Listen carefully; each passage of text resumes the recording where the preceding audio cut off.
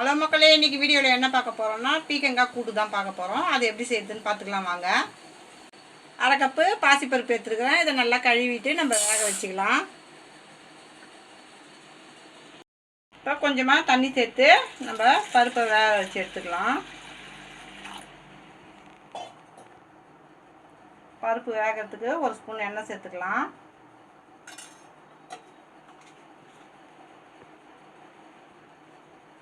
மஞ்சத்தூள் 1/4 டீஸ்பூன் சேர்த்துக்கலாம்.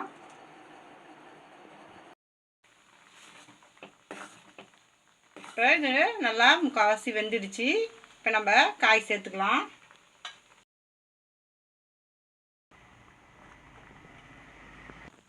ஒரு வெங்காயம் கட் பண்ணி வச்சுக்கிறேன், அதையும் இதில் சேர்த்துக்கலாம்.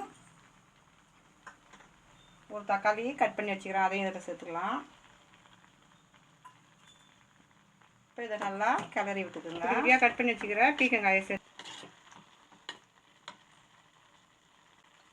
இப்போ இதுக்கு தேவையான அளவு உப்பு 3/4 ஸ்பூனு சேர்த்துக்கிறோம். இதையும் சேர்த்து நல்லா கிளறி விட்டுக்குங்க. இது தண்ணி காயின்றதுனால சீக்கிரமாக வெந்துடும். 1/4 கப்பு தேங்காய் சேர்த்துக்கலாம். 2 பச்சை மிளகா சேர்த்துக்கலாம். கொஞ்சமாக தண்ணி சேர்த்து அரைச்சிக்கலாம். அதை நம்ம அரைச்ச தேங்காயும் பச்சை மிளகாவையும் இதில் சேர்த்துக்கலாம்.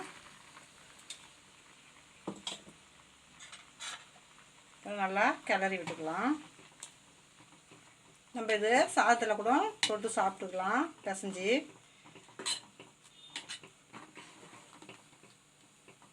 கருவேப்பிலை ஒரு கொத்து சேர்த்துக்கலாம். இதை சேர்த்து நல்லா கிளறி விடுங்க. இப்போ நம்ம கூட்டு சூப்பராக ரெடி ஆகிடுச்சு. இப்போ நம்ம தாளித்து விட்டுடலாம். ஒரு ஸ்பூன் எண்ணெய் ஊற்றிக்கலாம். 1/2 ஸ்பூன் கடுகு சேர்த்துக்கலாம்.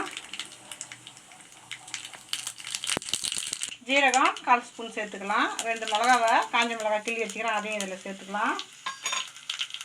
இப்போ நம்ம தாளிச்சதை கூட்டில் சேர்த்துக்கலாம்.